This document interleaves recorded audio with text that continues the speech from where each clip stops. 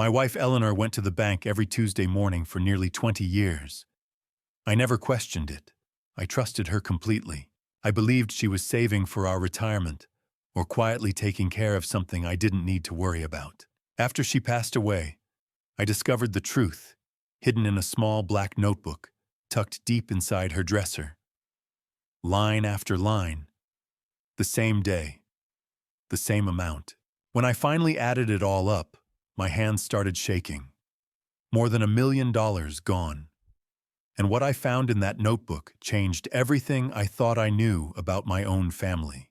Thank you for being here with me today. Before we go any further, take a moment to leave a comment. Tell me where you're watching from and what the temperature is like where you are right now. I read every single one. If stories about family truth and consequences matter to you, consider liking the video and subscribing. And just so you know, some parts of this story include fictional elements, added for educational and storytelling purposes. Any similarities are coincidental, but the message behind it is meaningful. The day I buried my wife, my son showed up wearing a $45,000 watch. I noticed it right away, not because I was looking for it. God knows I had other things on my mind, but because the sun caught it just right as Brandon raised his hand to check the time. A flash of gold, unmistakable. Oakwood Cemetery looked the way it always did in October. Quiet, peaceful, the kind of place where the living came to remember, and the dead slept under old oaks and maples turning red and gold. The air was cool, crisp, with that autumn chill that makes you pull your jacket a little tighter. 53 years I'd lived in this town. 50 years I'd been married to Eleanor, and now she was gone. In the midst of life, we are in death. The minister's voice drifted over me, but I wasn't really listening. I was thinking about Eleanor, about the way she used to hum while she cooked, about how she'd squeeze my hand 3 times "I love you" when we sat together on the porch in the evenings, about how she'd taught second grade for 30 years and always came home with stories about the kids. After a long illness, they said. That's what we told people. After a long illness. It was easier than explaining, easier than watching them try to find the right words. I felt a hand on my shoulder. Bethany, my daughter. "Dad," she whispered, and her voice broke. I turned and pulled her into a hug. She was crying silent tears that soaked into my jacket. Her husband, Christopher, stood beside her, a hand on her back. Good man, Christopher. Steady. The kind of son-in-law who showed up when you needed him and never made a fuss about it. "It's okay, sweetheart," I said, though nothing was okay. Nothing would ever be okay again. Bethany had been there through it all. The doctor's appointments, the medications, the hard nights when Eleanor couldn't sleep and I couldn't do anything but hold her hand. Bethany had taken time off work, brought casseroles, sat with her mother while I ran errands. She'd always been that way. Even as a little girl, she'd been the one to bring me Band-Aids. When I cut myself in the workshop, the one to make sure everyone had what they needed. Brandon was different. He arrived 20 minutes late. I heard the car door slam in the parking lot while the minister was still talking. Brandon walked across the grass in a charcoal suit that probably cost more than my monthly pension, his wife, Kristen, beside him in a black dress that screamed designer label. They didn't rush. They didn't look apologetic. They just arrived. Brandon stood at the back of the small crowd, maybe 30 people, mostly neighbors and Eleanor's friends from church. He didn't come forward, didn't acknowledge me or Bethany, just stood there with his arms crossed, expression flat. No tears, no grief, just nothing. Kristen whispered something to him, and he shrugged. I tried to focus on the service, on the minister's words, on the coffin that held the woman I'd loved for half a century. But my eyes kept drifting to my son. When had he become a stranger? After the service, people gathered around me. Handshakes, hugs, the usual phrases, "I'm so sorry for your loss." She was a wonderful woman. If there's anything you need, Carol Stevens, our neighbor of 30 years, squeezed my hand. Eleanor was one of the good ones, George. She'll be missed. Thank you, Carol. I saw Brandon near the parking lot talking to someone I didn't recognize. He gestured with his hands as he spoke, and that's when I saw it. The watch, gold, gleaming, Rolex President if I wasn't mistaken. I knew those watches. I'd seen them in magazines and jewelry store windows when Eleanor and I used to walk through the city on our anniversary trips. $45,000 easy. Maybe more. Brandon worked for an insurance company. Claims adjuster. He made decent money, sure, but not that kind of money. Not Rolex money. Not BMW money, because that's what he was driving now, I realized.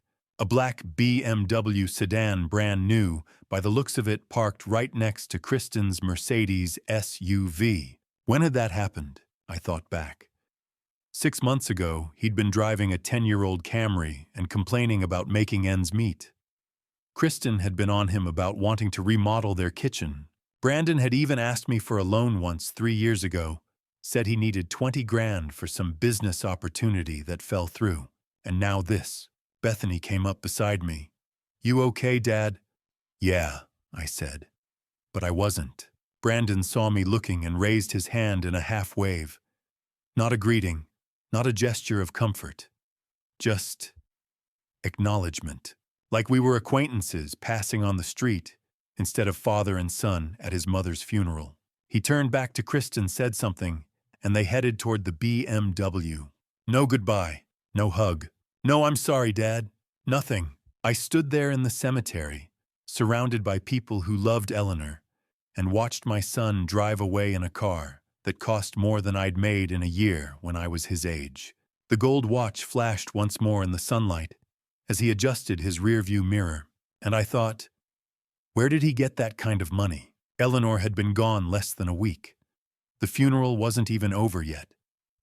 And all I could think about was that watch. That car. That cold, distant look in my son's eyes. Something was wrong.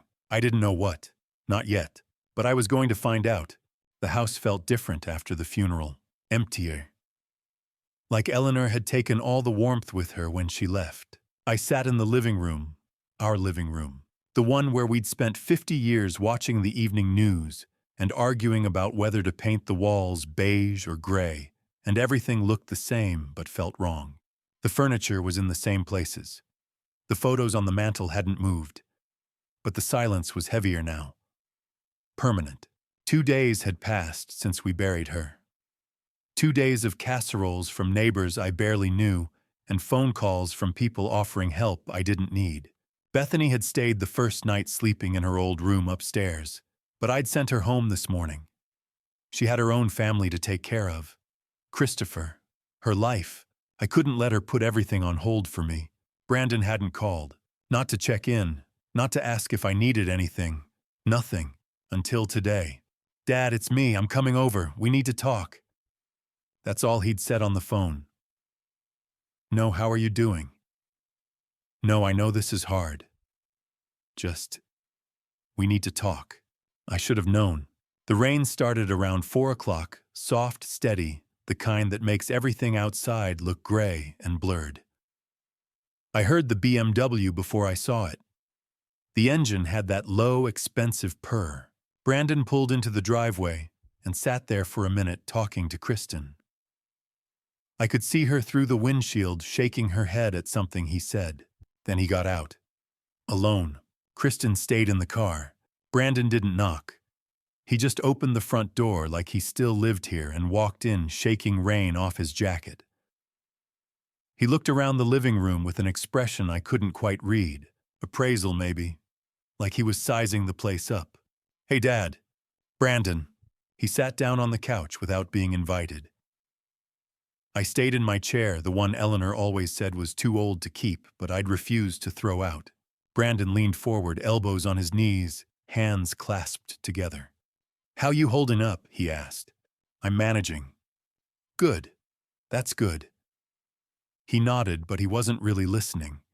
His eyes kept drifting around the room, to the mantel, to the old cabinet where Eleanor kept her china. to the walls. I've been thinking, he said, about Mom's estate, the will, the house. I stiffened. It's been 2 days, Brandon. I know, but these things take time to sort out. Paperwork, lawyers, you know how it is. He paused. Have you thought about what you're going to do with the house, I mean? It's a lot for one person to manage. I've lived here for 30 years. I think I can manage. Sure. I just mean long term.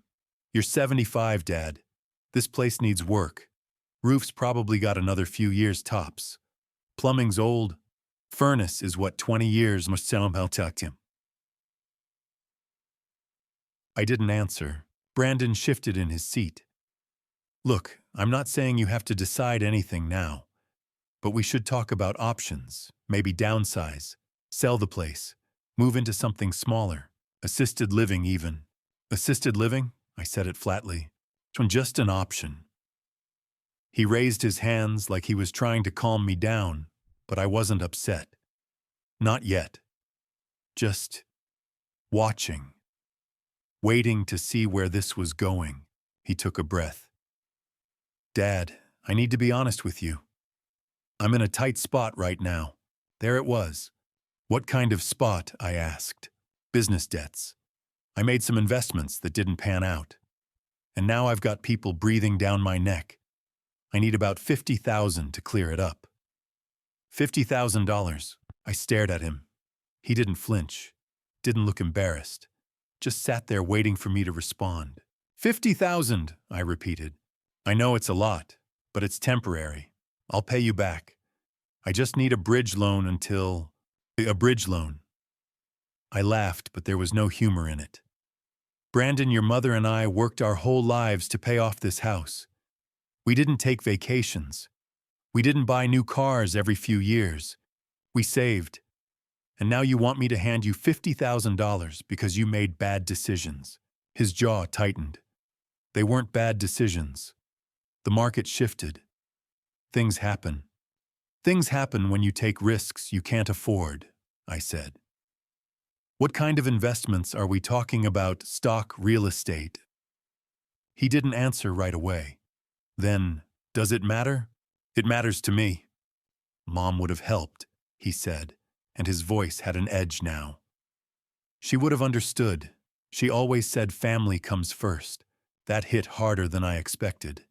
Because he was right, Eleanor had always said that. Family first. Always. But this wasn't what she meant. Your mother loved you, I said quietly. But she didn't work herself to exhaustion so you could throw money away and come asking for more. Brandon stood up. His face was red now, and I could see the anger he was trying to keep under control. You don't get it, he said. You never did. You think if you just work hard and keep your head down, everything will be fine. But that's not how the world works anymore, Dad. You need to take risks. You need to invest. I need to bail you out every time you make a mistake. This isn't a mistake. This is... He stopped, clenched his fists. Forget it. I should have known you wouldn't help. He turned toward the door. Brandon, I said. He stopped but didn't turn around. Where'd you get the watch? Silence. The Rolex, I said. At the funeral. Where'd you get the money for that? He looked back at me then, and for just a second, I saw something flicker across his face. Surprise, maybe. Or guilt. That's none of your business, he said, and then he was gone. I heard the BMW start up. Heard it back out of the driveway too fast, tires squealing on the wet pavement. Through the window, I saw Kristen staring at the house, her face hard and angry. Then they were gone. I sat there in the silence rain, drumming against the windows, and thought about my son. About the man he'd become. About the coldness in his eyes when I'd asked him about the watch. Something was wrong. Brandon had just buried his mother, and all he cared about was money. I needed to know why. That night, sleep wouldn't come. I lay in bed, staring at the ceiling, listening to the rain tap against the windows. The house was too quiet, too empty. For 50 years, Eleanor had been beside me in this bed. I'd gotten used to the sound of her breathing, the way she'd shift in her sleep and pull the blankets up to her chin. Now there was just silence and questions. Why does Brandon need $50,000? Where did he get the money for that watch? Why now, right after Eleanor died? The questions circled in my head like vultures. I tried to push them away, tried to focus on sleep, but it was no use. Every time I closed my eyes, I saw Brandon's face. That cold, distant look. The way he'd asked about the house, about Eleanor's estate, like he was calculating something. At 2 a.m, I gave up. I sat up, turned on the bedside lamp, and looked around the room. Eleanor's side of the bed was still made the way I'd left it the morning she went to the hospital for the last time. Her reading glasses sat on the nightstand. Her slippers were tucked under the dresser. It felt wrong to touch anything, like I'd be disturbing her somehow. But I needed answers. I got up and walked to her dresser. It was old oak carved by hand, something we'd bought at an estate sale 40 years ago. Eleanor had loved it. She'd kept it polished, kept her jewelry in the top drawer and her scarves in the second. I opened the top drawer slowly, carefully, like I was afraid of waking her. The smell hit me first. Her perfume. That light floral scent she'd worn since the day we met. It was still there, clinging to the fabric of her scarves, and for a moment I couldn't breathe. God, I miss you, Eleanor. I almost closed the drawer, almost walked away, but something stopped me. You need to know. I pulled the drawer out further and started looking. Jewelry boxes, a hairbrush, old Christmas cards from Bethany's kids. Nothing unusual. I moved to the second drawer. More scarves, sweaters, a small wooden box with buttons and thread. The third drawer was stuck. I pulled harder, and it jerked open with a scraping sound. Inside were folded linens, handkerchiefs, things Eleanor hadn't touched in years. I was about to close it when I noticed something underneath the fabric. A book. No, not a book. A journal. Small black leather worn at the edges. No title, no markings. Just a plain black cover. I pulled it out and sat down on the edge of the bed. The leather was soft, aged. I could tell it had been handled often. I opened the cover carefully, and Eleanor's handwriting stared back at me. Her handwriting, neat, precise, the way she'd written grocery lists and birthday cards. But this wasn't a diary. There were no entries about her day, no thoughts or feelings, just numbers, dates, and dollar amounts.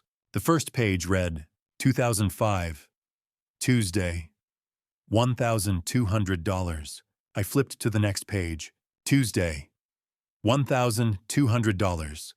Tuesday, $1,200. Tuesday, $1,200. Every week, the same entry, over and over. I turned the pages faster, my hands starting to shake. The entries went on for years, page after page of the same thing. Tuesday, $1,200. 20 years. I stopped at a random page somewhere in the middle. 2015. Same entry, same amount. Tuesday, $1,200. My mind was racing. I grabbed a pen and paper from the nightstand and started doing the math. 52 weeks in a year, 20 years. That was 1,040 weeks. 1,200 times 1,040. Miljuni moko na makumi awiri na anai na zomi. $1,248,000. I stared at the number I'd written down. It didn't make sense. Eleanor had been a nurse.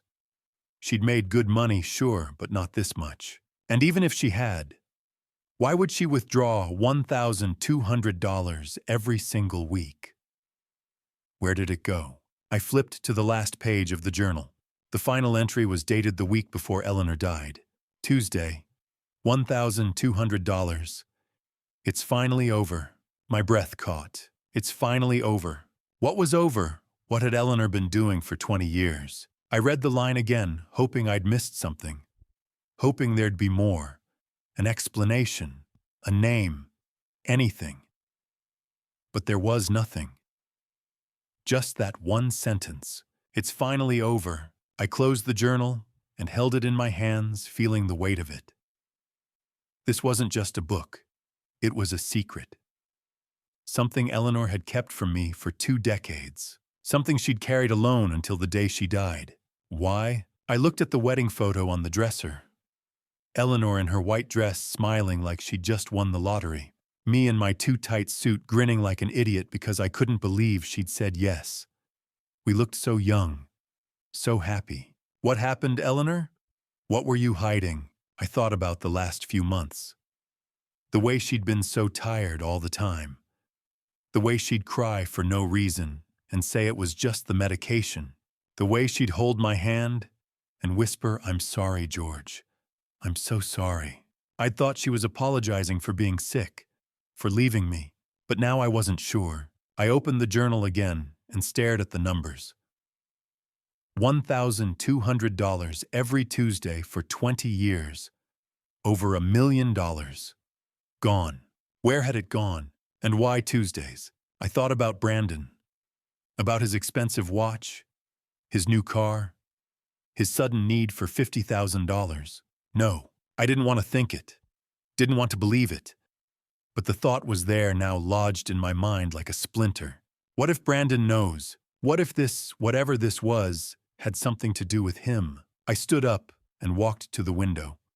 Outside, the rain was still falling steady and cold.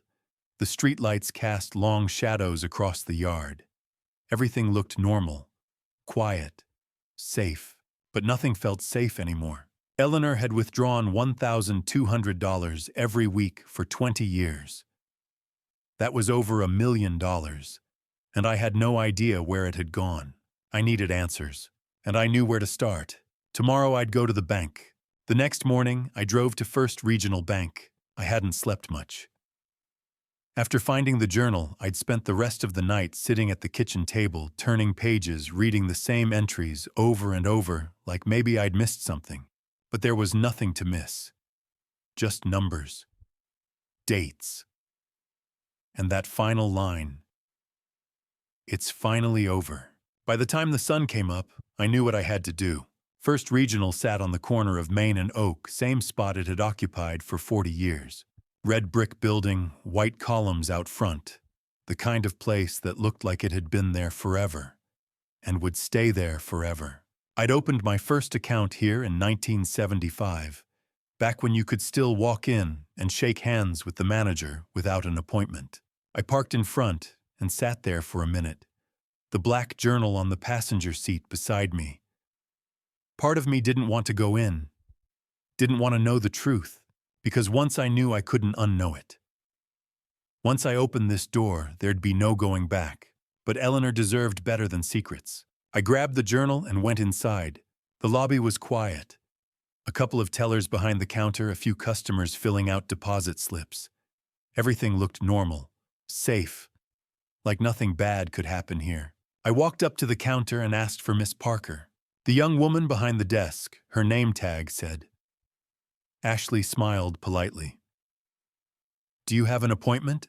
"No, but I need to speak with her about my wife's account." Eleanor Carter. Ashley's smile faltered just a little.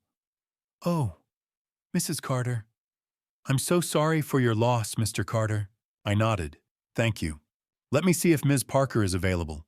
She disappeared into the back, and I stood there holding the journal, feeling like everyone in the bank was staring at me. They weren't, but it felt that way. A minute later, a woman in her mid-50s came out. Gray hair pulled back in a bun, reading glasses on a chain around her neck. She extended her hand. "Mr. Carter, I'm Susan Parker. I've been managing accounts here for 20 years. She paused. "I was very sorry to hear about Eleanor. She was a wonderful woman." "Thank you," I said. "Can we talk somewhere private?" She led me to a small office in the back. Glass walls, desk, stacked with files, a potted plant that looked like it was barely hanging on. She gestured to a chair, and I sat down. "What can I help you with?" she asked. I set the journal on her desk. "I found this in my wife's things. It's a record of withdrawals. $1,200 every Tuesday for 20 years. Ms. Parker opened the journal and flipped through a few pages. Her expression didn't change, but I could see recognition in her eyes. "Yes," she said quietly. "I remember. You remember when Eleanor came in every Tuesday, 10 o'clock like clockwork. She'd withdraw $1,200 in cash. Never missed a week." I leaned forward. "Did she say why? Did she tell you what the money was for?" Ms. Parker shook her head. "I asked once early on. She said it was a family matter. I didn't press. Banking privacy, you know. As long as the funds were there, it wasn't my place to ask questions. A family matter. Did she ever come in with anyone?" I asked. "Did anyone ever pick up the money for her?" "Not that I saw. She always came alone." I felt something tighten in my chest.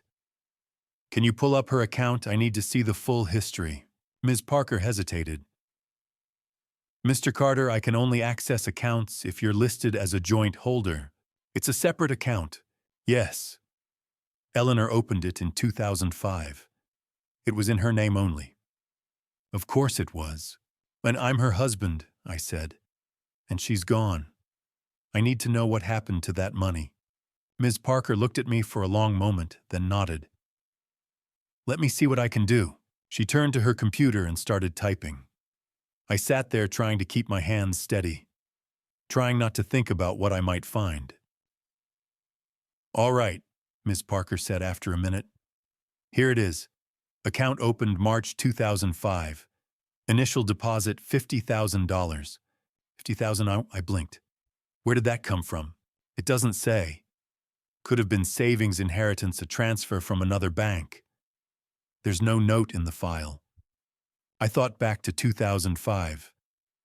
Eleanor had been working full-time then, but we didn't have that kind of money lying around. Where had she gotten $50,000? After that, Ms. Parker continued, she made monthly deposits of $5,000, regular as clockwork. That's... She paused, calculating. About $60,000 a year, matches her salary as a nurse. And withdrawals, $1,200 every Tuesday, starting in April 2005 and continuing until... She scrolled down. Until last month. So how much is left in the account? Ms. Parker looked at the screen. $987. I sat back in the chair, feeling like the air had been knocked out of me. $987. Eleanor had put every penny she'd earned into that account, and she'd taken it all back out. Over $1 million. Gone. I need to know where it went, I said. My voice sounded hoarse. "Mr. Carter, I wish I could help, but she withdrew cash. There's no record of who she gave it to. What about security cameras? You must have footage." Ms. Parker shook her head. "We only keep footage for 90 days. After that, it's overwritten. 90 days. Eleanor had been gone for less than 2 weeks. That meant the last time she came in." "Can you pull the footage from her last visit?" I asked. "Please." Ms. Parker looked at me and I could see pity in her eyes. She didn't want to show me. She knew it would hurt, but she nodded. "I'll see what I can do. It might take a day or two. Thank you." I stood up to leave, but then Ashley knocked on the glass door. "Ms. Parker, sorry to interrupt. She looked at me. "Mr. Carter, I wanted to say, I remember your wife. She was always so kind. Always said thank you. You knew her. Well, I was usually the one who helped her. Every Tuesday at 10. She never wanted to use the ATM. Said she preferred dealing with people. I managed a small smile. That sounded like Eleanor. "Can I ask you something?" I said. Ashley nodded. "Did she ever say anything about the money, about why she needed cash?" Ashley thought for a moment. "Once I asked if she wanted me to set up automatic transfers, to make it easier. She said no. She said it had to be cash. It had to be... She paused. Oh, she said it had to be this way. It had to be this way. What did that mean? I thanked them both and walked out of the bank, the journal tucked under my arm.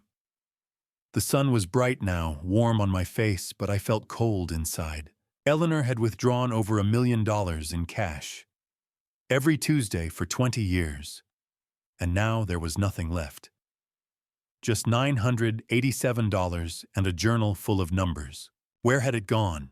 And why did it have to be cash? Cash meant no trail, no record, no way to trace it. Which meant Eleanor hadn't just been hiding the money. She'd been hiding who she was giving it to. 2 days later, Joey called. I got it, he said. No greeting, no small talk. Just those 3 words. I'd been sitting in the living room, staring at the black journal like it might suddenly start talking and tell me what Eleanor had been thinking all those years. It hadn't. And now Joey was calling, and I knew whatever was on that video, it was going to change everything. I'm coming over, he said. 20 minutes later, his truck pulled into the driveway. Joey Martinez had worked with me for 15 years, back when I was still running Carter Construction. He'd started as a laborer hauling cement and framing walls, but he'd always been good with tech. When computers started showing up on job sites, Joey was the one who figured them out. Now he ran his own IT business fixing servers and recovering data for companies that didn't know a hard drive from a hamburger. He walked in carrying a laptop and a USB drive. You want coffee? I asked. No. You're going to want to sit down for this. That didn't sound good. We sat on the couch, and Joey opened his laptop. He plugged in the USB and pulled up a video file. Ms. Parker sent me the footage from the bank's security system, he said. Last time Eleanor came in, she told me you needed it cleaned up enhanced. I did what I could. How bad is it? I asked. Joey looked at me. George, are you sure you want to see this? I need to. He nodded and hit play. The video opened with a wide shot of the bank lobby. Timestamp in the corner, 10:02 a.m. The date was 1 week before Eleanor died, and there she was. My wife. She walked through the front door, slowly, carefully, like every step hurt. She was wearing her blue cardigan, the one Bethany had given her for her birthday, and her hair was thinner than I remembered. Grayer. She looked so small. I hadn't realized how much weight she'd lost. She walked up to the counter and Ashley greeted her. They talked for a minute. I couldn't hear the audio, but I could see Ashley smiling, being kind. Eleanor handed over a withdrawal slip. Ashley counted out cash and put it in an envelope. Eleanor took the envelope, put it in her purse, and turned to leave. Desmit nulle astoni priekspusdiena. She walked out of the bank and into the parking lot. The camera angle switched exterior shot now. Eleanor stood by the curb, waiting. She didn't look around, didn't check her phone, just stood there holding her purse, looking tired. A car pulled up. Black BMW. I felt my chest tighten. The driver's door opened, and a man stepped out. Brandon, my son. He walked around the front of the car, hands in his pockets, casual as you please. He didn't look at Eleanor, didn't ask how she was doing. Just held out his hand. Eleanor reached into her purse and pulled out the envelope. She handed it to him. Brandon took it without a word. Didn't open it. Didn't count the money. Just tucked it into his jacket pocket like it was nothing. Like he'd done it 1,000 times before, because he had. For 20 years he'd done this. Eleanor stood there looking up at him. Her lips moved. She was saying something, but Brandon didn't respond. He just turned around, got back in his car, and drove away. Eleanor watched him go. She stood there in the parking lot alone until the BMW disappeared around the corner. Then she walked slowly back to her own car, got in, and sat there for a long time, before she finally started the engine and left. The video ended. I stared at the black screen, my hands shaking. Joey didn't say anything. He just sat there waiting. Play it again, I said. He did. I watched it 3 more times. Each time it was the same. My son taking money from his mother. No hug, no conversation, No gratitude, just a transaction, and Eleanor standing there alone watching him drive away. "George," Joey said quietly. "I'm sorry. I couldn't speak. My throat was too tight. My chest felt like someone had wrapped a band around it and pulled. Brandon had been taking money from Eleanor for 20 years, every Tuesday. $1,200. Over $1 million. And she'd never told me. Why? Did you know? Joey asked. I shook my head. No. I had no idea. Do you know why she was giving it to him? No. But I was going to find out. I stood up and walked to the window. Outside, the sun was setting, casting long shadows across the yard. Everything looked normal, peaceful, like the world wasn't falling apart. But it was. My wife had spent 20 years paying our son, and she died with that secret. "What do you want me to do with the video?" Joey asked. "Keep it. I might need it." "For what?" "I don't know yet." Joey closed the laptop and stood up. He put a hand on my shoulder. "George, whatever this is, be careful. Brandon's your son. But if he was taking money from Eleanor like that, there's a reason, and it might not be a good one." I knew that. I'd known it the moment I saw him take the envelope. Brandon hadn't been helping Eleanor. She'd been paying him. But why? What did he have on her? After Joey left, I sat alone in the dark living room, thinking about Eleanor. About the way she'd looked in that video, small, tired, defeated. About the way she'd stood there watching Brandon drive away, like she was carrying the weight of the world on her shoulders. I thought about the journal, about that last entry. It's finally over. Over because she was dying. Because she knew she didn't have to pay anymore. But what had she been paying for? I picked up the black journal and opened it to the first page. 2005? Tuesday, $1,200. 20 years ago. That's when it started. What happened in 2005? I thought back. Brandon had been 23, just out of college, trying to figure out his life. He'd worked for me that summer, helping out on a job site. And then, the accident. There'd been an accident on one of my job sites in 2005. A scaffolding collapse. A worker had been injured, David Miller. I remembered now. The report said it was equipment failure. Russell Brennan, my project manager at the time, had handled everything. Insurance, OSHA, all of it. I'd never questioned it, but now I wondered. I needed to know what Brandon had done. What Eleanor had been covering up all these years. And I knew exactly where to start. I spent the next few days going through Eleanor's things. This time it wasn't just her dresser. I searched everything. Boxes in the attic. Old files in the basement. Drawers I hadn't opened in years. I was looking for something, anything, that explained what happened in 2005. What Brandon had done. What Eleanor had hidden for so long. The attic was cold. November had settled in hard and the wind rattled the old windows. I climbed the narrow stairs with a flashlight, my knees protesting every step. Getting old was hell. The attic smelled like dust, cardboard, and memory. Boxes were stacked everywhere, labeled in Eleanor's neat handwriting, Christmas decorations. Baby clothes. Tax records 1998 to 2002. I pulled them down one by one. Most of it was harmless. Old photo albums, Bethany's elementary school report cards, a box of tools I'd forgotten about. I kept digging, sneezing from the dust. Then I found it, a small cardboard box tucked behind a stack of old blankets. No label. Just plain brown cardboard taped shut. I pulled it out and set it on the floor. The tape was yellowed with age. I peeled it back carefully and opened the lid. Inside were documents. Bank statements from 2005. Medical bills from that same year. And at the bottom, a yellowed envelope.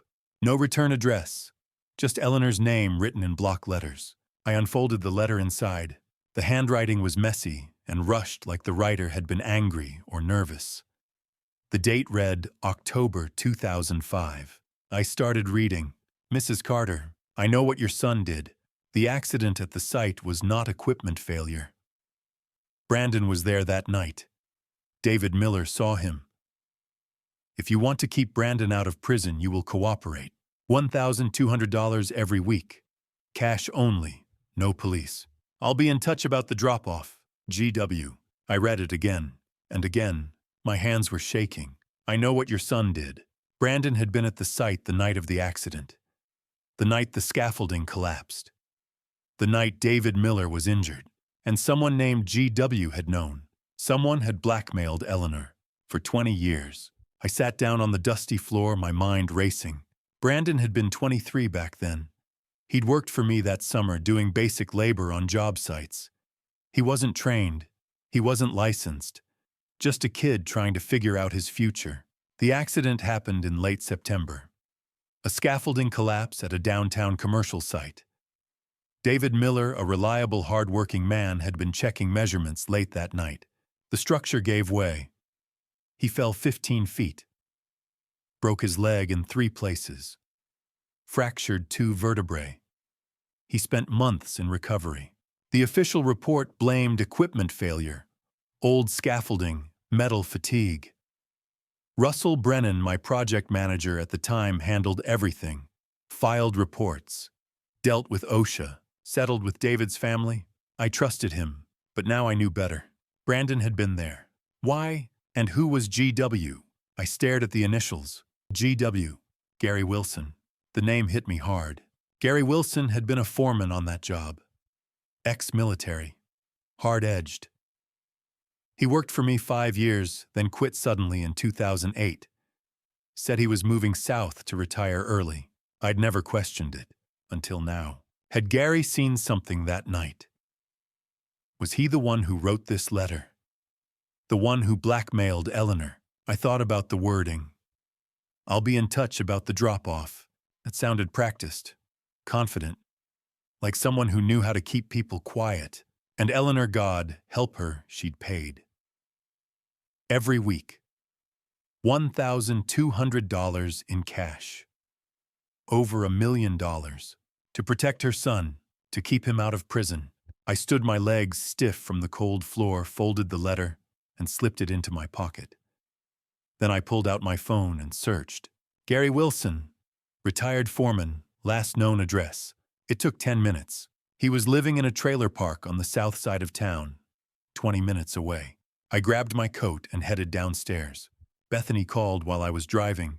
Dad, you okay? You haven't answered. I'm fine. You sound tense. I thought about telling her, but I couldn't.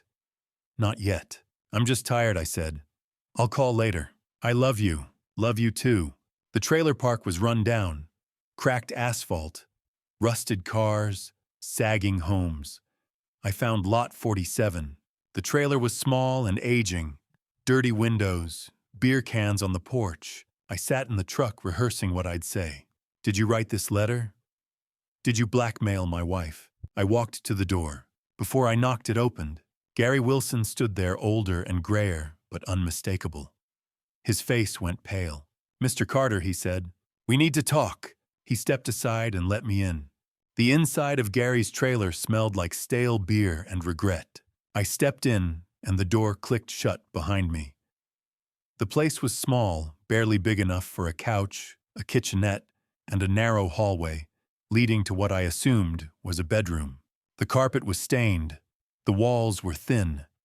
Everything had the worn-down look of a life that had stopped trying. Gary stood by the kitchenette, arms crossed, staring at the floor, like he couldn't bring himself to look at me. You want something to drink? He asked. His voice was quiet, defeated. No. He nodded and sat down on the couch. I stayed standing. You know why I'm here, I said. Gary didn't answer. I pulled the letter from my pocket and tossed it onto the coffee table between us. It landed face up, the yellowed paper and blocky handwriting stark against the scratched wood. You wrote this, I said. It wasn't a question. Gary stared at the letter for a long time. Then he nodded. Yeah, I wrote it. The words hit me like a fist, even though I'd already known.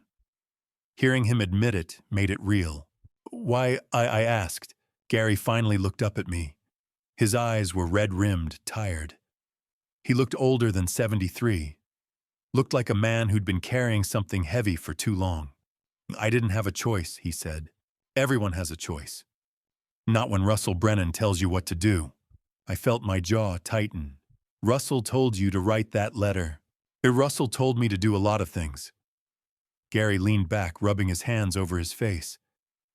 He was the one who came up with the whole plan. I just did what he said. Start from the beginning, I said. The accident. 2005. What happened? Gary took a breath. Then he started talking. It was late September. We were working on that building downtown, the one with the office complex. You remember? I nodded. I remembered. Brandon had been working with us that summer. You brought him in, said he needed to learn the trade. Kid didn't know what he was doing, but he was your son, so we tried to teach him. And get to the point, I said. Gary flinched. Right. Okay. So, one night Brandon shows up at the site. Middle of the night, maybe 1 or 2 in the morning. He was drunk. Real drunk. David Miller was working late, doing some cleanup, making sure everything was secure for the next day. He saw Brandon stumbling around near the scaffolding. I felt something cold settle in my chest. Brandon was messing with the scaffolding. Gary continued. Don't know why. Maybe he was trying to climb it. Maybe he was just being stupid. David went over to tell him to get the hell out of there, and that's when it happened. The scaffolding gave way, came down right on top of David. I closed my eyes, saw it in my mind. David on the ground, scaffolding collapsed on top of him, bones breaking pain. Brandon ran, Gary said. Left David there. Called Russell instead of 911. Russell got there first. By the time the ambulance came, Russell had already started spinning the story. What story? I asked, though I already knew. Equipment failure, faulty joints, metal fatigue. Russell had the paperwork ready. He was good at that, making things look legit. He filed the reports, talked to OSHA, settled with David's family. And then, Gary paused. Then he went to Eleanor. He blackmailed her. Yeah, but it wasn't just Russell. Brandon was in on it too. That stopped me. What? Brandon knew what Russell was doing. He agreed to it. Hell, he helped set it up. Russell went to Eleanor and told her if she didn't pay, he'd go to the cops. Tell them Brandon had been there that night. That Brandon caused the accident. That David could identify him. And Eleanor paid. Every week. $1,200. Russell told me to write the letter, make it look like it was coming from me. He didn't want his name on anything. He was smart like that. And you just went along with it? My voice was sharp now, anger bleeding through. Gary looked away. Russell said if I helped, he'd cut me in. $200 a month. He stopped, shook his head. I needed the money, Mr. Carter. I was broke, divorced, drinking too much. I told myself it wasn't my problem. That Eleanor was rich, that she could afford it. That Brandon deserved to be protected because he was young and stupid and made a mistake. He didn't make a mistake, I said. He caused an accident. He hurt someone. And then he let his mother pay for it for 20 years. Gary didn't argue. Where's Russell now? I asked. He quit in 2008. Said he was retiring early. Moved to Tennessee. Some small town, Green River, I think. Haven't talked to him since. Green River, Tennessee. I filed that away. And David Miller? I asked. What about him? Russell paid him off. Gave him 30 grand to keep quiet. David took it. Can't blame him. He had medical bills, couldn't work for months. But he didn't know about the blackmail. Didn't know Eleanor was paying. Russell kept that part quiet. I stood there processing it all. Brandon had caused the accident. Russell had covered it up. Gary had written the letter. And Eleanor had paid and paid and paid to protect a son who didn't deserve it.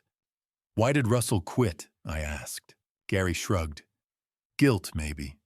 Or maybe he got scared. Eleanor was getting sicker, and I think he knew it couldn't last forever. He took his money and ran. His money, I repeated. How much did Russell take? I don't know. Brandon was paying him too. More than he was paying me. I don't know how much, but... Gary hesitated. I heard Russell bought a house in Tennessee. Cash. Nice place from what I heard. That doesn't come cheap. No, it didn't.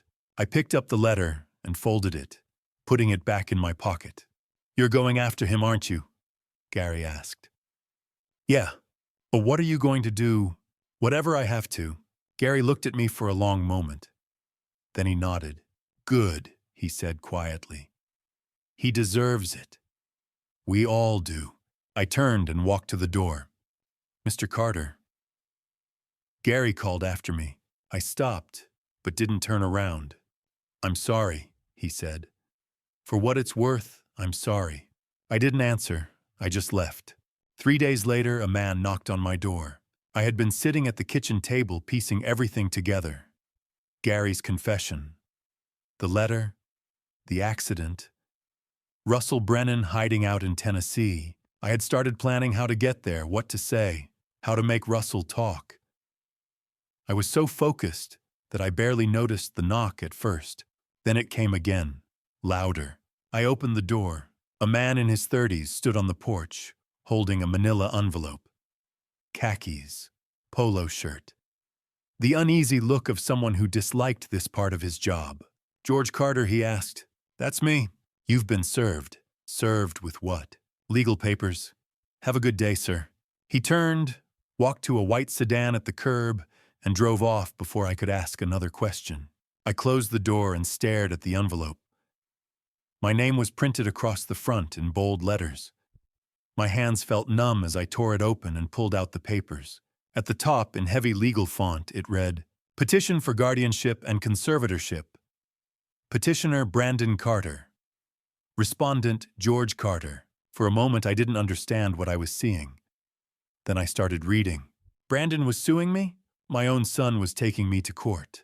The petition claimed I was incompetent due to age and grief, that I could no longer manage my affairs, that I was vulnerable to manipulation by outsiders. It requested the court appoint Brandon as my legal guardian and conservator, granting him control over my home, my finances, my medical decisions, everything.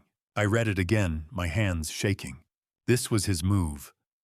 Brandon was trying to take everything before I could expose him. I grabbed my phone and called Attorney Morgan. Richard Morgan had been my lawyer for 20 years. He handled our house purchase, our wills, and every legal matter I ever faced. Calm, precise, trustworthy. His office sat above a bakery downtown.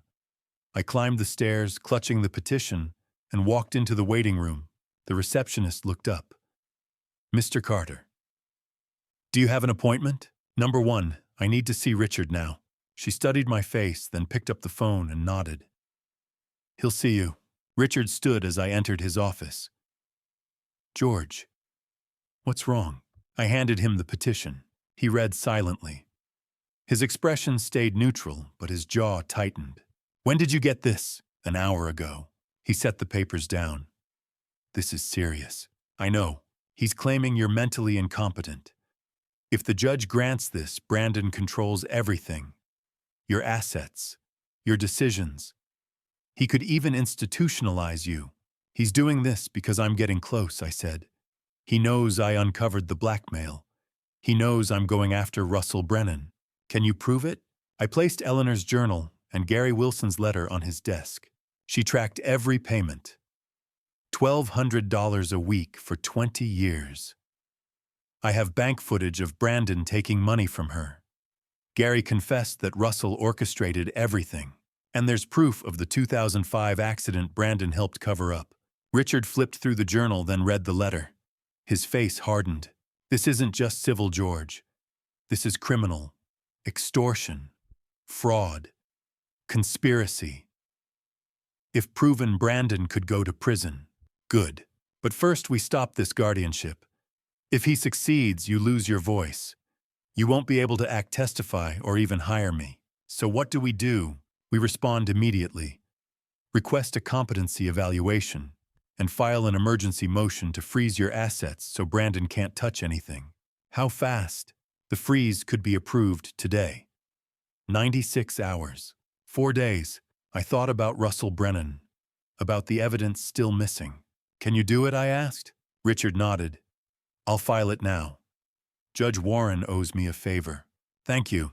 Richard walked around the desk and placed a hand on my shoulder. George, be careful. Desperate people make dangerous choices. I know. Stay with someone if you can. I'll be fine. He didn't look convinced. When I left his office, the sun was low over Main Street. I sat in my truck for a moment, thinking. Brandon had made his move. He thought he could silence me, control me. He didn't know what I had. The journal, the letter, the footage, Gary's confession, and 96 hours. 4 days to find Russell Brennan. 4 days to get the truth. 4 days to stop my son. I started the truck and drove home. The clock was ticking. That night I made a decision, a reckless one, maybe even a stupid one. But I didn't have time to second-guess myself. Brandon had filed that lawsuit to shut me down, to take control before I could expose him. If I was going to stop him, I needed proof. Real proof. Something concrete that would hold up in court. And I knew exactly where to find it. I called Joey. I need your help, I said. Tonight. What are we doing? Breaking into Brandon's house. There was a long pause. Then I'm in. By 8 o'clock, we were parked down the street from Brandon's place.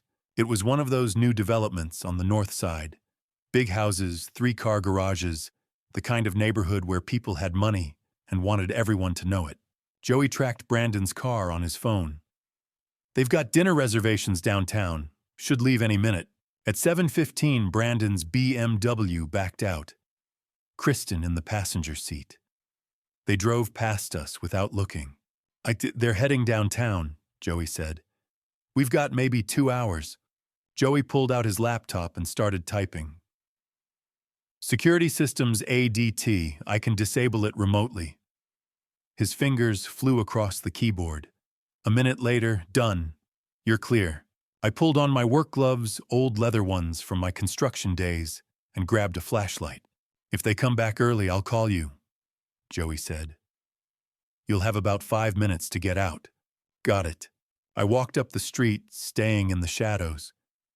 Found Brandon's back gate unlocked like most people in safe neighborhoods. Slipped through. The back porch had a sliding glass door. Locked. I wedged a screwdriver into the frame and popped the latch. I stepped inside. The house was exactly what I expected. Massive flat-screen TV mounted on the wall had to be 80 inches. Leather couches, granite countertops in the kitchen, abstract art everywhere. Everything screamed money. Blood money. Eleanor's money. I thought about Eleanor working double shifts at the hospital, coming home exhausted, too tired to eat. And Brandon, my son, had taken every dollar she'd earned and spent it on this, on leather couches and expensive art and a house he didn't deserve. I moved through the living room and climbed the stairs. My knees protested, but I kept going. Brandon's office was at the end of the hall. Dark wood desk, bookshelves, a large painting on the wall, some modern piece that didn't mean anything to me. I walked over and lifted the corner of the painting. Behind it was a safe. I pulled out my phone, turned on the flashlight, and tried Brandon's birthday, 0412. The lock beeped and clicked open. Stupid, predictable. Inside were stacks of cash. Crisp $100 bills bundled with rubber bands. I counted quickly, $80,000, maybe more. Next to the cash was a leather folder. I opened it. Bank statement from Cayman International Trust. Account holder Brandon M. Carter. Current balance $450,000. $450,000 hidden offshore. I took photos with my phone. At the bottom of the safe was a manila folder. I pulled it out. Emails. Printed out. Dozens of them. I started reading. The first one was dated March 2010. Brandon to R.B. Russell Brennan. I sent the $300 this week, Brandon had written. Don't contact me directly again. $300 a week. I did the math. 20 years. That was over $300,000 Brandon had paid Russell money he'd taken from Eleanor first. The next email was from April 2015. Russell to Brandon. Your mother's asking questions. Keep her quiet. If she talks, we're both finished. My hands started shaking. Eleanor had been asking questions, trying to understand. And Brandon had shut her down, kept her scared, kept her silent. I flipped through more emails, payment confirmations, threats, reminders to stay quiet. Then I found the last one. January 2024. Less than a year ago. Brandon to Russell. She's dying. Doctors say maybe 6 months. We're almost done. I read it again. She's dying. We're almost done. Brandon had known Eleanor was dying. He'd known she had months left. And all he could think about was that he wouldn't have to pay Russell anymore. Not that he was losing his mother, that the payments would stop. I stood there in Brandon's office holding that printed email, and something inside me broke. Whatever hope I'd been holding on to, that maybe this was a misunderstanding, that maybe Brandon had been forced into this, it shattered. He'd watched her die, and he'd been relieved. I took photos of every email, every page. Proof that Brandon and Russell had worked together for 20 years. Proof that my son had felt nothing while his mother suffered. I put everything back, closed the safe, and lowered the painting. My phone buzzed. Joey, they're coming back early. 10 minutes. Get out. I ran. Down the stairs. Through the living room. Out the back door. I closed it as quietly as I could and sprinted across the yard. Through the gate. Down the street. By the time I reached Joey's truck, I was gasping for air, my heart hammering in my chest. I climbed in. Joey pulled away, calm and steady. You get what you needed? He asked. I held up my phone, scrolling through the photos. Yeah, I got it. Joey glanced at the screen. Holy hell. Tomorrow I'm going to Tennessee, I said. Russell Brennan's in Green River. I'm going to find him. And when I do, he's going to tell the truth. Joey nodded. When do you leave? First thing in the morning. I looked out the window at the dark streets. Somewhere in Tennessee, Russell Brennan thought he was safe. Thought he'd gotten away with it. He was wrong. 2 days later, I stood outside a small house in Green River, Tennessee. The drive had taken 3.5 hours. I'd left before dawn, watching the sun rise over the highway as I crossed the state line. Green River was the kind of town you passed through without noticing population, maybe 2001 Main Street, a gas station, and a diner that had seen better days. Russell's house sat at the end of a gravel road surrounded by overgrown grass and weeds. It was a small ranch-style place, white paint peeling shutters hanging crooked. An old pickup truck sat in the driveway, rusted and covered in pollen. This was where Russell Brennan had been hiding for 16 years. I walked up to the front door and knocked. For a moment, nothing. Then I heard footsteps inside. Slow. Hesitant. The door opened. Russell Brennan looked older than I remembered. His hair was gray, thinning on top. His face was lined and weathered. He wore a faded flannel shirt and jeans, and his eyes were bloodshot, the kind of red that came from years of drinking, not just a bad night. When he saw me, his face went pale. "Hi, Mr. Carter," he said. His voice was hoarse. "Russell." He stared at me for a long moment, then stepped aside. "You'd better come in." The inside of the house was cluttered. Empty beer bottles on the coffee table. Newspapers stacked in the corner. The air smelled stale like cigarettes and regret. A TV was on in the background, some morning news show playing to an empty room. Russell gestured to a worn-out couch. "Sit." I stayed standing. He sat down heavily, rubbing his hands over his face. "How'd you find me?" Brandon's emails, I said. He kept everything, including the ones to you. Russell closed his eyes. Of course he did. I pulled out my phone and opened the photos I'd taken from Brandon's safe. I scrolled to one of the emails, the one from January 2024, and held it up. She's dying. We're almost done. I read it out loud. That's what Brandon wrote to you. About Eleanor. About my wife. Russell didn't look at the phone.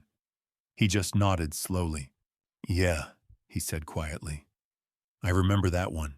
Don't tell me what happened, I said. All of it. The accident, the blackmail, everything. Russell leaned back on the couch and stared at the ceiling. For a minute, I thought he wasn't going to answer. Then he started talking. It was September 2005, he said. Late night. I got a call around 1 in the morning.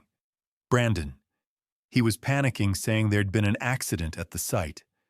I told him to call 911, but he said no. He begged me to come first. Why? Because he'd been drinking, and because he wasn't supposed to be there. I felt my jaw tighten. What was he doing there? Russell looked at me. He owed money. Gambling debts.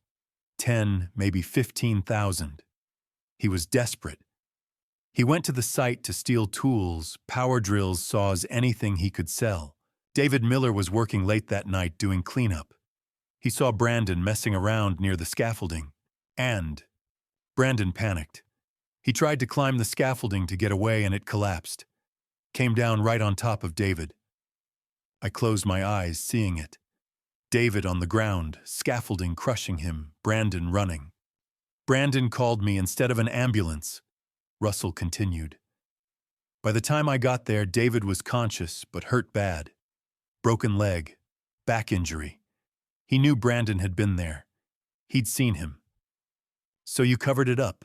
Russell nodded. I called 911, told them it was an equipment failure. Then I went to work on the paperwork. Changed the inspection reports. Filed it with OSHA as faulty scaffolding. Paid David $30,000 to keep quiet. Where'd you get $30,000? Company funds. I fudged the books. You never noticed. I hadn't. I'd trusted Russell. Trusted him to handle the site, the reports, the money. And he'd been stealing from me the whole time. Why, I asked. Why didn't you just tell me the truth? Russell looked at me, and for the first time I saw something like shame in his eyes. Because I saw an opportunity, he said. Brandon was your son. You would have done anything to protect him. And Eleanor, I knew she'd pay to keep him out of prison. So I went to her, told her what Brandon had done, told her if she didn't pay, I'd go to the cops. How much? $1,200 a week. I figured she could afford it. And Brandon, I made him pay me too. $300 a week. He was skimming it off what Eleanor gave him. $300,000 over 20 years. That's what Russell had taken. And Brandon had paid it, knowing he was taking money from his own mother. Why did you quit in 2008, I asked. Russell's face crumpled. Because I couldn't take it anymore. I saw Eleanor at the grocery store one day. She looked like a ghost, Mr. Carter. Thin. Tired. And I knew I was doing that to her. I quit, moved here, thought maybe I could start over. But you kept taking the money. Yeah, he said quietly. I kept taking it. Brandon sent it every week. I told myself I deserved it. That I'd done the work, covered his ass, kept him out of prison. But the truth is, I was just weak. I drank too much. Spent too much. I needed it. He looked up at me and there were tears in his eyes. I'm sorry, he said. I know that doesn't mean anything now. But I'm sorry. I didn't say anything. Sorry didn't bring Eleanor back. Sorry didn't erase 20 years of suffering. Do you still have the original accident report? I asked. Russell stood up and walked to a closet in the hallway. He pulled out a cardboard box and brought it back, setting it on the coffee table. Inside were files, documents, emails. "Everything's here," he said. "The original report before I changed it. Copies of the payments. All of it." I pulled out the accident report. There in Russell's handwriting, Brandon Carter on site at time of collapse. Witness David Miller. "I'll testify," Russell said. "In court. Against Brandon. I'll tell them everything." "Why now?" I asked. "Why are you willing to talk now?" Russell looked at me and his voice broke. "Because Eleanor's dead, and I can't live with what I did to her. I thought if I stayed quiet, if I just kept my head down, maybe I could forget. But I can't. I see her every time I close my eyes." I stood there holding the report, looking at this broken man who'd helped destroy my wife. "You'll do more than testify," I said. "You'll write a full confession, sign it, date it, and you'll hand it over to the police when I tell you to." "I will," Russell said. "Whatever you need." I put the files back in the box and picked it up. "I have 48 hours left before Brandon's lawsuit goes through. That's how long you have to get your affairs in order. After that, you're coming with me." Russell nodded. "I'll be ready." I walked to the door, then stopped and looked back. "One more thing," I said. "Did Brandon know Eleanor was paying you too? Or did he think it was just him?" Russell hesitated. "Then, he knew. He knew she was paying me $1,200 a week and he was fine with it.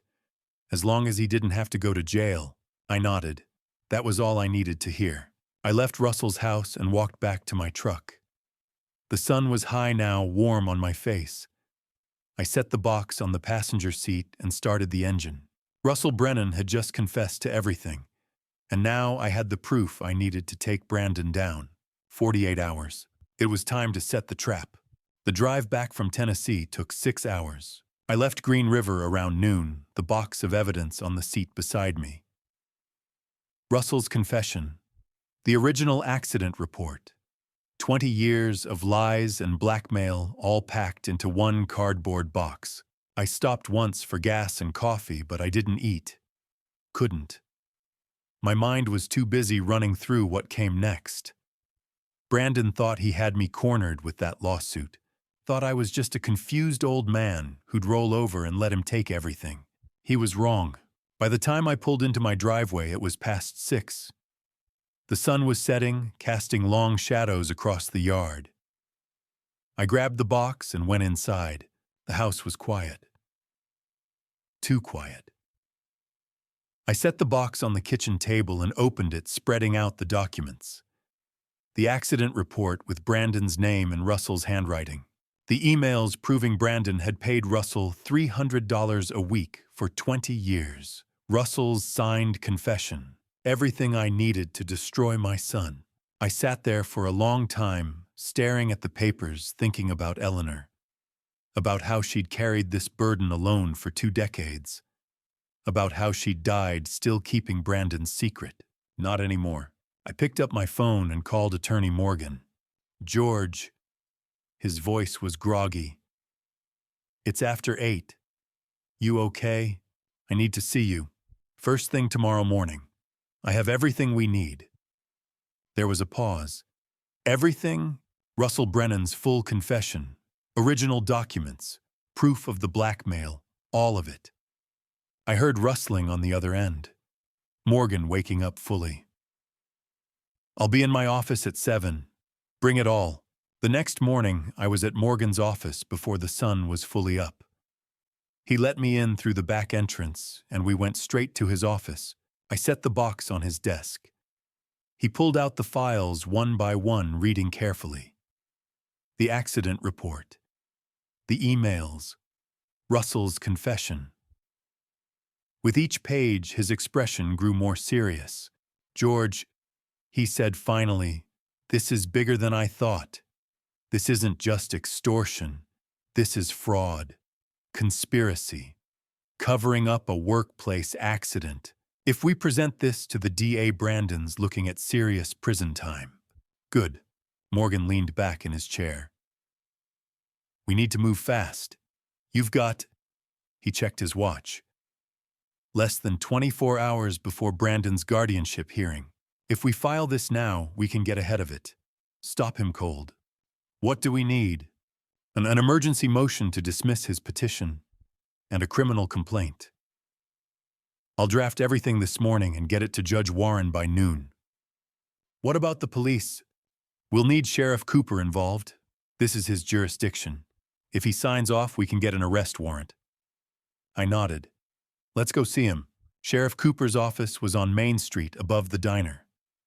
We climbed the narrow stairs and found him at his desk working through a stack of paperwork. He looked up when we walked in. George, Richard, what can I do for you? Morgan set the box on Cooper's desk. We need your help with something serious. Cooper opened the box and started reading. His face didn't change much. He'd been a cop for 30 years, seen plenty, but I could see the tension in his jaw. This is your son, he asked, looking up at me. Yeah, and you want me to arrest him. I want you to do your job. He committed crimes, multiple crimes. He needs to face the consequences. Cooper kept reading. After a few minutes, he closed the folder and looked at Morgan. This'll hold up in court. Every word, Morgan said. We have a signed confession from Russell Brennan. He's willing to testify. We have bank records, emails, video footage. It's airtight. Cooper nodded slowly. All right. But I need a warrant from Judge Warren first. Can you get me that? I'm filing the motion this morning, Morgan said. Judge Warren will sign it. Then I'll be ready. I leaned forward. I want to do this face to face. I want to confront Brandon myself before you arrest him. Cooper frowned. George, I'm not asking for permission, I said. I'm telling you how it's going to happen. I'll invite Brandon to my house. Tell him I want to reconcile. When he shows up, I'll confront him with the evidence. You can be waiting outside. When he admits it or tries to run, you come in and arrest him. Cooper looked at Morgan. Morgan shrugged. It's his right. And honestly, it might help. If Brandon confesses in front of witnesses, it strengthens the case. Cooper thought about it. Then he nodded. Fine. But I'm not taking any chances. I'll have deputies on standby. And if things get dangerous, we're coming in whether you're ready or not. Fair enough. By mid-afternoon, everything was in place. Morgan had filed the emergency motion. Judge Warren had signed the arrest warrant. Sheriff Cooper had briefed his deputies. All that was left was the phone call. I sat in my kitchen staring at my phone, thinking about what I was about to do. This was my son, my own flesh and blood, and I was about to set him up, about to watch him get arrested. But then I thought about Eleanor, about the weight she'd carried, about the fear she'd lived with every day. And I made the call. Brandon answered on the third ring. Dad! Hey son, you got a minute? Yeah, what's up? I took a breath.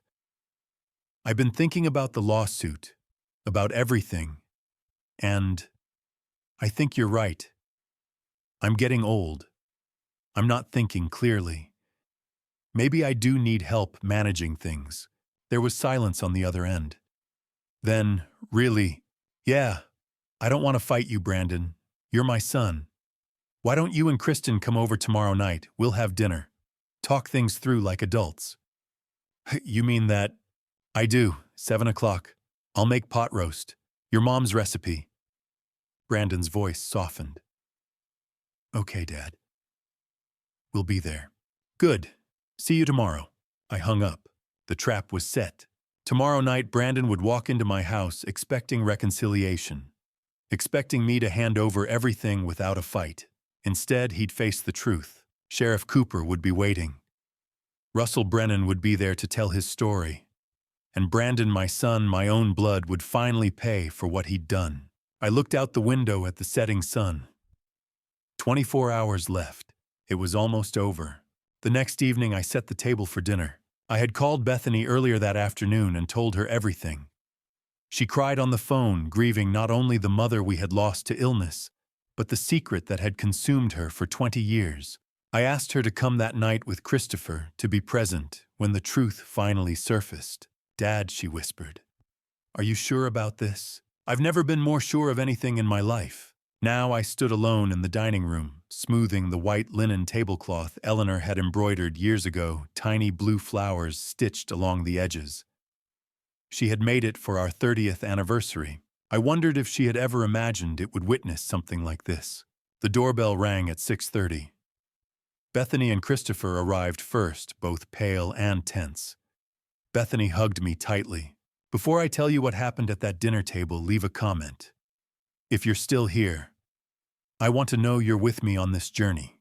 And tell me honestly, if this were your son, would you go through with exposing him like I'm about to, or would you walk away? Just so you know, parts of this story are dramatized for impact. If that bothers you, feel free to stop watching now. Otherwise, let's finish this together. Is he really coming? She asked. He'll be here, I said. He thinks he's already won. Christopher shook my hand. Whatever happens tonight, George, we're with you. Russell Brennan had arrived an hour earlier, slipping quietly through the back door. He sat now in my study with the door slightly open, close enough to hear everything. Sheriff Cooper was parked 2 houses down, lights off, waiting. Attorney Morgan had gone over the plan again and again. Once Russell confirms everything in front of witnesses, Cooper moves in, he said. But you have to stay calm. Let Brandon expose himself. At 7, sharp headlights swept across the windows. A black BMW pulled into the driveway. Brandon and Kristen. I opened the door before they knocked. Brandon wore a tailored suit that probably cost more than my monthly pension. Kristen carried a bottle of wine, her smile stiff and rehearsed. Dad, Brandon said, stepping inside. I'm glad we're doing this. So am I replied. Bethany and Christopher are already here. Brandon's smile flickered when he saw his sister. I didn't know this was a family thing. Of course it is, I said. Dinner passed in shallow conversation. I had made pot roast using Eleanor's recipe. Brandon complimented the food. Kristen talked about a vacation in Cabo. It felt like a final meal. When the plates were nearly empty, I set down my fork and looked directly at my son. Brandon, I said, I want to talk about your mother. He tensed. Not tonight, Dad. Let's just... She withdrew $1,200 every week for 20 years, I said calmly. From a private account I never knew existed. That's over $1 million. And I know where it went. Silence fell. Kristen froze mid-sip. You're confused, Brandon said carefully. I slid a manila envelope across the table. Bank surveillance footage. From the week before she died. Brandon didn't touch it. His face drained of color. I stood and inserted the USB drive into the television. The screen showed Eleanor leaving First Regional Bank thin and exhausted. The parking lot appeared, then the BMW, then Brandon taking an envelope of cash from her hands. Bethany gasped. Christopher held her. That's you, I said. Every week. For 20 years. Brandon stood abruptly. I had no choice. You were being blackmailed, I said, pulling out a yellowed letter. Because of what happened in 2005, Kristen turned toward him. What is he talking about? Before Brandon could answer, the study door opened. Russell Brennan stepped into the room. Brandon froze. It was April 12th, 2005, Russell said. Brandon came to the site drunk. He climbed the scaffolding and caused it to collapse. David Miller was crushed. Bethany cried silently. I covered it up, Russell continued. Changed reports. Paid David to stay quiet. Then I realized I had leverage. You blackmailed him, Bethany said. $1,200 a week, Russell nodded. And Brandon made his mother pay it. She agreed, Brandon shouted. She was dying, I said quietly. And you let her spend her last dollar protecting you. You wore a $45,000 watch to her funeral while she had less than $1,000 left. Brandon collapsed into his chair. Kristen backed away. I didn't know she said. The front door opened. Sheriff Cooper entered with 2 deputies. Brandon Carter Cooper said you're under arrest for extortion fraud and conspiracy. Brandon didn't resist. "I'm sorry, Dad," he whispered. I said nothing. Kristen demanded a lawyer as they were let out. When they were gone, Bethany broke down in my arms. Russell stood silently by the table. "Thank you," I told him. "I'll testify," he said. Later, I sat alone. The table was still set. Wine had stained Eleanor's cloth near Brandon's seat. I imagined her at the bank every Tuesday, signing withdrawals, handing cash to the son who should have protected her. She did it out of love, and now finally it was over. By morning, the whole town knew. I woke to my phone ringing Bethany, telling me the local news had picked up the story. By the time I'd made coffee, there it was on TV, local businessman arrested in decades-long extortion scheme.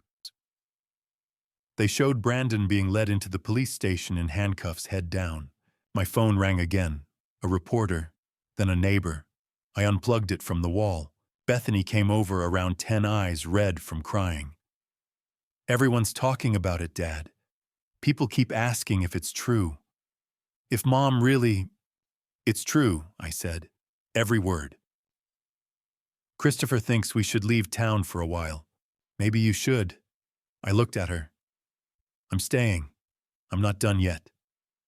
There was one person I still needed to see. One person who'd been part of this from the beginning, who'd taken Russell's money and stayed silent while Eleanor paid. David Miller. I got his address from Sheriff Cooper. David lived on the east side of town in a ranch house with a wheelchair ramp.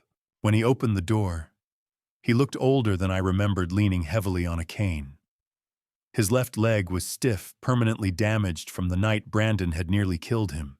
"Mr. Carter," he said quietly. "I wondered when you'd come."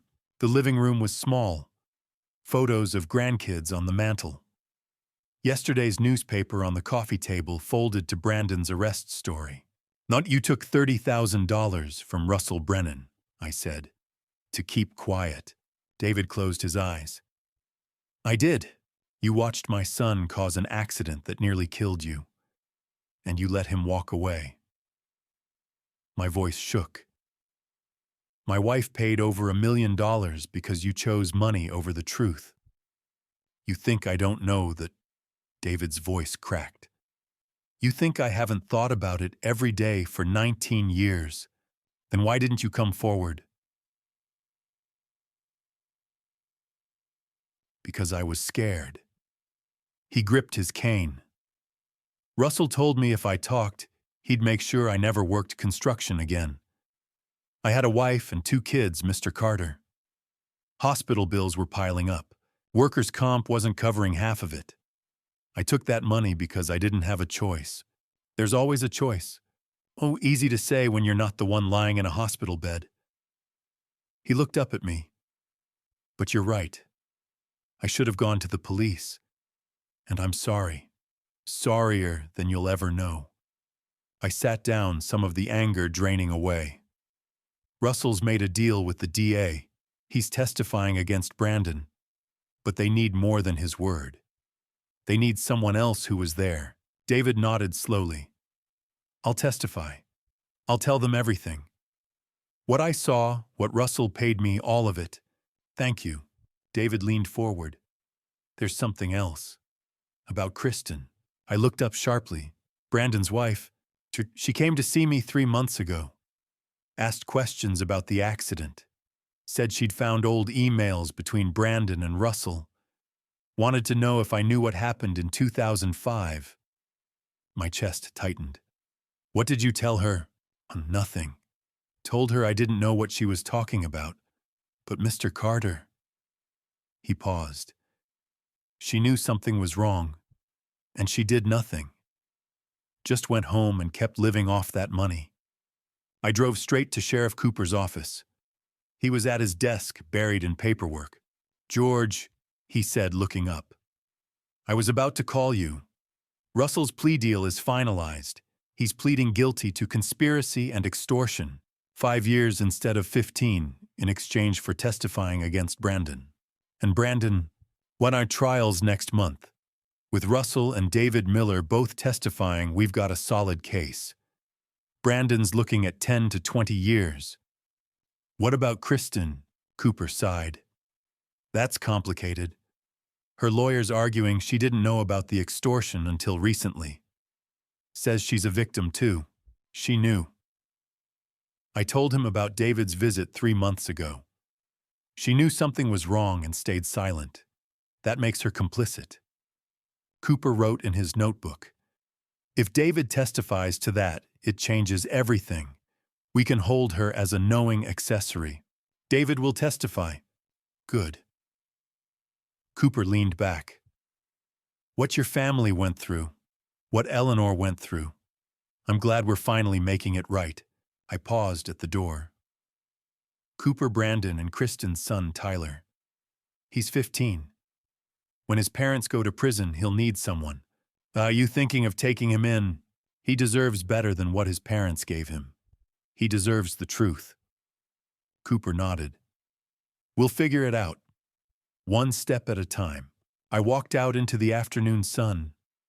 Main Street was busy, people going about their lives, some glancing at me, then looking away.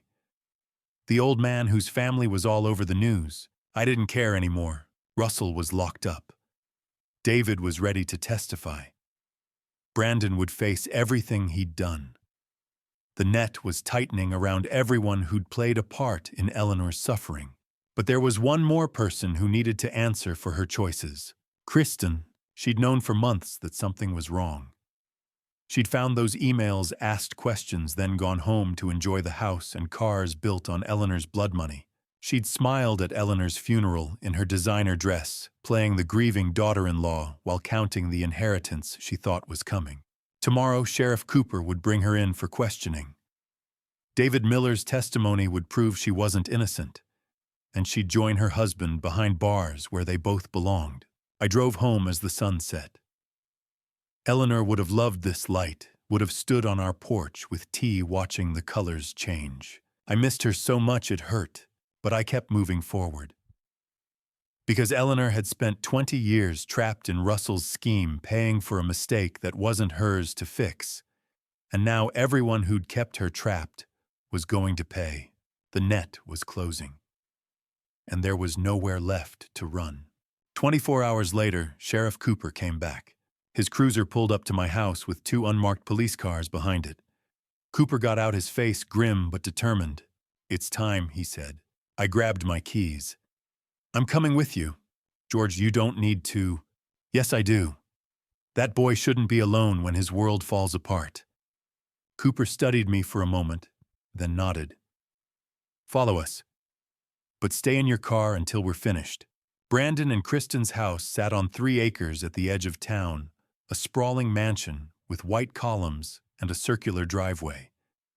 The kind of place you could only afford if money came easy, or if it came from someone else's suffering. We arrived at 4 in the afternoon, just as Tyler would be getting home from school.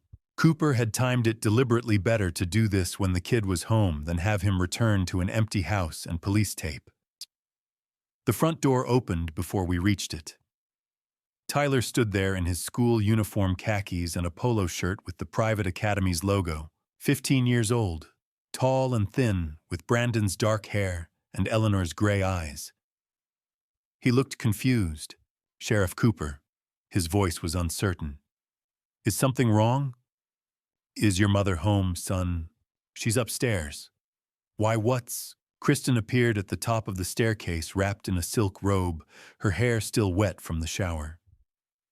When she saw Cooper and the deputies behind him, her face went white.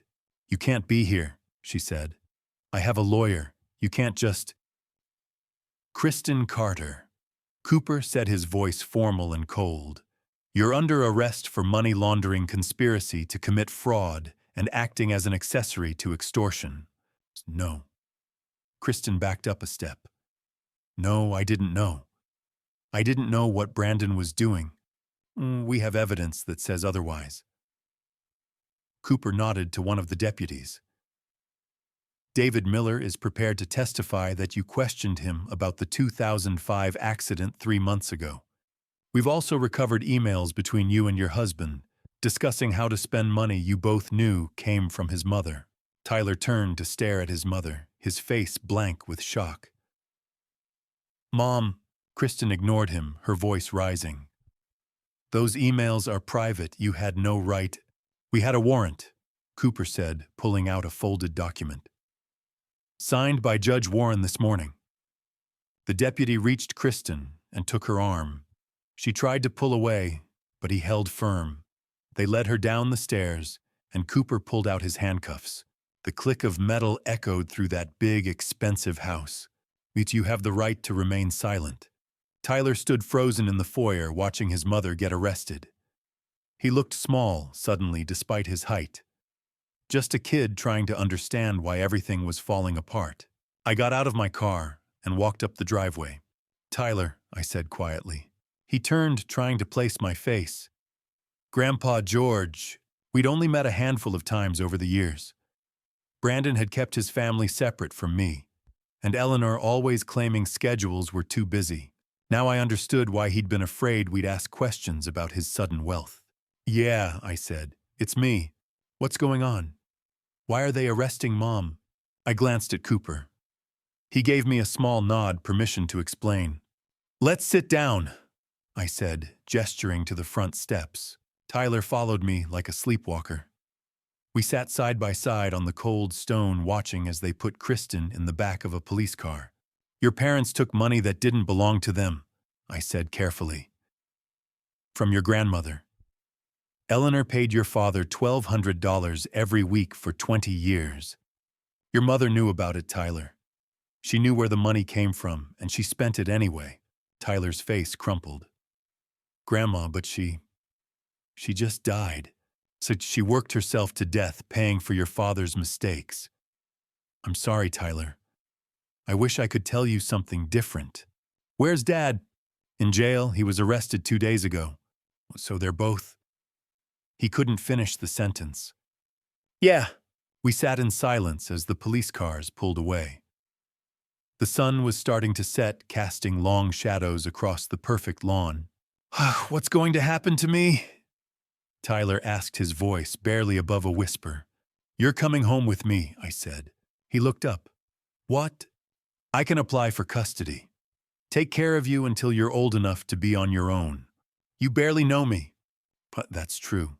Your dad made sure of that. I met his eyes.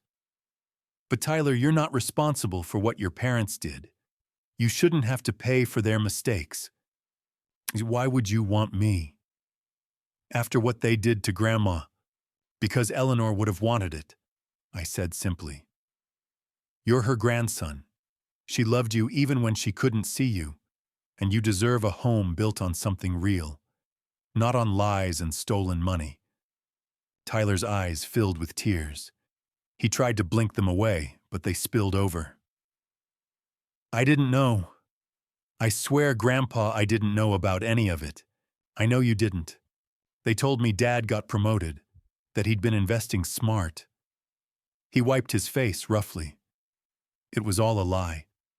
Everything. I put my arm around his shoulders. He was shaking. Your grandmother's love was real, and I'm here now. That's real too. Cooper came back up the driveway. George Child Protective Services is on their way. They'll need to do an evaluation before they can release Tyler to you. Could take a few days. I'll wait as long as it takes. Cooper looked at Tyler. Son, we're going to need to ask you some questions about what your parents told you, what you might have seen. But not tonight. Tonight we'll get you somewhere safe. Tyler nodded. Go pack what you need, I told him. Clothes, school things. Take your time. Tyler went back into the house. Through the open door, I could see the marble floors, the crystal chandelier, the expensive furniture. All of it bought with Eleanor's life. You sure about this? Cooper asked quietly. Taking in a 15-year-old is a big responsibility. Yet Eleanor spent 20 years protecting him, even though she never got to be part of his life. The least I can do is make sure he's taken care of now. Tyler returned with a duffel bag and a backpack.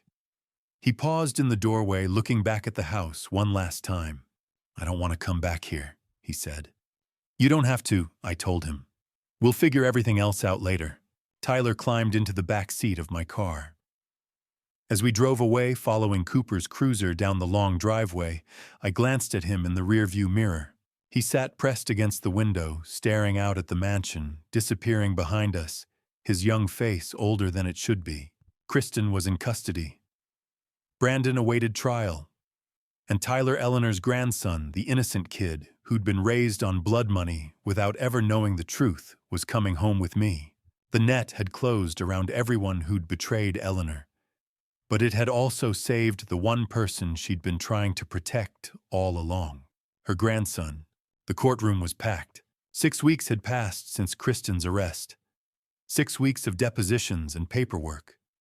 6 weeks of Tyler living in my spare bedroom, slowly learning what family meant without secrets. Now it was time for justice. I sat in the front row with Tyler beside me. Bethany and Christopher sat to my left. Attorney Morgan and DA Catherine Price were at the prosecutor's table. Across the aisle, Brandon sat in an orange jumpsuit beside Attorney Walsh. Kristen sat at a separate table, her expensive clothes replaced by prison garb. Brandon looked thinner. Prison had worn him down. He wouldn't look at me or Tyler, just stared at Judge Warren's empty bench. "All rise," the bailiff called. The Honorable Judge Warren presiding. Judge Warren entered, 60 years old, gray-haired, the kind of face that had seen every lie. He'd been a judge here for 20 years. He'd known Eleanor. "Be seated," Warren said. "We're here for sentencing of Brandon Michael Carter and Kristen Ann Carter, both found guilty by jury of fraud, extortion, conspiracy, and money laundering." The trial had lasted 3 days. The jury deliberated 4 hours before returning guilty verdicts on all counts. Before sentencing, Warren continued, "I'll hear from victims and witnesses. Mr. Miller." David Miller walked to the stand with his cane and was sworn in. Mr. Miller, DA Price, said, "Tell the court about April 12, 2005. I was working late at the Carter construction site. Around midnight, Brandon Carter showed up drunk, climbing the scaffolding. He pulled on a support beam and the whole thing collapsed. 3 stories of steel fell on me." David's jaw tightened. I woke up in the hospital. Russell Brennan offered me $30,000 to keep quiet. I took it. I needed it for medical bills, but I've regretted it every day since. Next, Russell was brought in from county jail, gray-hunched, shackled, but his eyes were clear. "Mr. Brennan," Price said, "explain your role." Russell looked at Brandon. "I covered up what he did. Changed the inspection report paid. David made it look like equipment failure. Then I told Brandon if he didn't pay me $1,200 a week, I'd go to the police. Did he pay? He made his mother pay. Eleanor Carter withdrew that money every week for 20 years. Brandon took it and gave me $300, kept $900 for himself." "And did Kristen Carter know?" "Yes. I saw emails where they discussed spending the money. She knew where it came from." When Russell finished, Price called my name. I walked to the stand and was sworn in. The courtroom felt too hot, too crowded. "Mr. Carter," Price said gently, "tell us about Eleanor." I looked at the jury, 12 ordinary people who needed to understand what this had cost. Now, Eleanor was a nurse, worked night shifts for 30 years, never complained, never asked for anything. She raised 2 kids and loved them both. My voice caught. When she got sick, she kept working, kept paying that money every week until she died. She had less than $1,000 left. Everything else, over $1 million, went to protecting the son who was bleeding her dry. Did you know about the payments? No. She hid it for 20 years because she knew I'd stop it, and she couldn't let Brandon go to prison. I looked at my son. Even when it killed her, she couldn't stop protecting him. Brandon's eyes were red. After closing arguments, Judge Warren recessed. When we returned, his face was set. "Brandon Michael Carter, please stand." Brandon stood, his lawyer beside him. "You exploited your mother's love for your own gain," Warren said. You watched her work herself to death and did nothing. You've shown no remorse. I sentence you to 28 years in state prison, no possibility of parole for 15 years. Brandon's knees buckled. His lawyer caught his arm. Kristen Ann Carter stand. Kristen stood trembling. You knew where the money came from. You spent it while your mother-in-law suffered. I sentence you to 14 years in state prison, no parole for 7 years. Kristen started crying.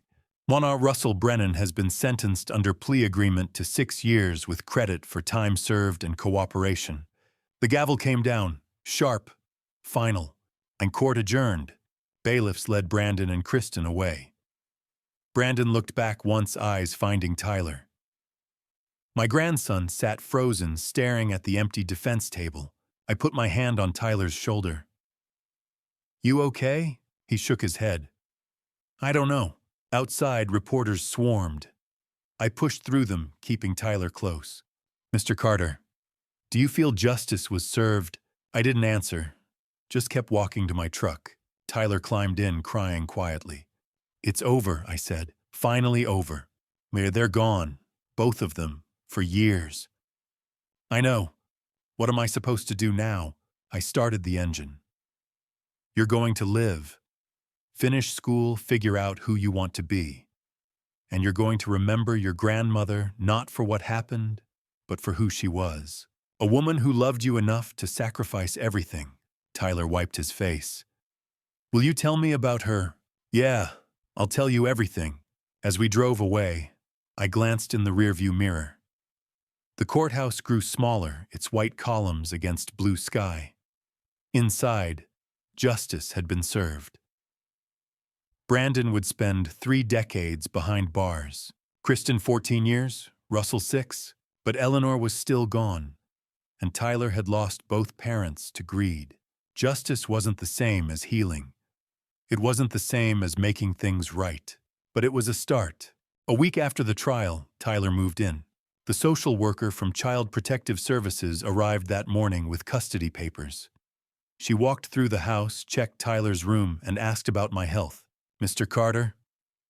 You're 75, she said. Are you sure you're prepared for this? That boy just lost everything, I replied. He needs family. I'm all he has left. She nodded. The court has granted temporary custody. We'll follow up in 3 months. After she left, Tyler stood in the living room holding 2 duffel bags, everything he'd brought from that mansion. He looked small and uncertain. Your room's upstairs, I said. Second door on the left. The guest room was modest. A twin bed, a dresser, a window facing the backyard. I'd put fresh sheets on the bed and cleared space in the closet. Tyler dropped his bags. Thanks. You hungry? Not really. All right, I'll be downstairs. An hour later, I found him sitting on the bed, staring at his phone. A picture showed him with Brandon and Kristen smiling. My 13th birthday, Tyler said quietly. Dad took us to a steakhouse, bought me a watch, said it came from his first commission. His voice cracked. But it was Grandma's money, wasn't it? I sat in the chair by the window. Probably. Every birthday. Every Christmas. All paid for by money they stole from her. His hands shook. How do I live with that? You're not responsible for their choices, but I benefited from it, he said. That school, that house. It all came from her suffering. He dropped the phone. I'm just like them. No, I said firmly. You didn't know. You didn't choose this. Feeling guilty proves you're nothing like them. Then why does it hurt so much? Because you're a good kid who just learned the truth. That's heavy, but you don't carry it alone. Tyler looked at me. Why are you doing this? You could have said no. Because Eleanor would have wanted it. Because you're her grandson. And because you deserve a real chance. His eyes filled. I miss her. I barely knew her. Me too, I said, every day. That evening I made spaghetti and meatballs, Eleanor's recipe. Tyler sat quietly at the table. This is good, he said. She made it every Sunday. Your dad used to eat 3 helpings. Tyler hesitated. What was she like before everything? She was kind, strong kind. She worked nights for 30 years and still helped everyone else. She laughed loud, embarrassingly loud. I smiled. And once she loved you, that was forever. That's why she kept paying, Tyler said softly. Yes, love can do that. I wish I'd known her. You will, I said. I'll tell you everything. Over the next 2 weeks, we settled into routine. Breakfasts, school, homework at the kitchen table, dinners together. It was awkward, but we tried. One night, I was washing dishes when Tyler came downstairs in pajamas. Hey, Pop, he said. I turned. What did you call me? He flushed. Is that okay? My throat tightened. It's perfect. He smiled, genuine and warm. Good night, Pop. Good night, kid. After he went upstairs, I stared out at Eleanor's overgrown garden. I'd fix it in spring. Maybe Tyler could help. Tyler was home. Not because a court ordered it, but because he chose it. He was healing. There would be hard days ahead, but we'd face them together. We'd start over, build something honest, just like Eleanor would have wanted.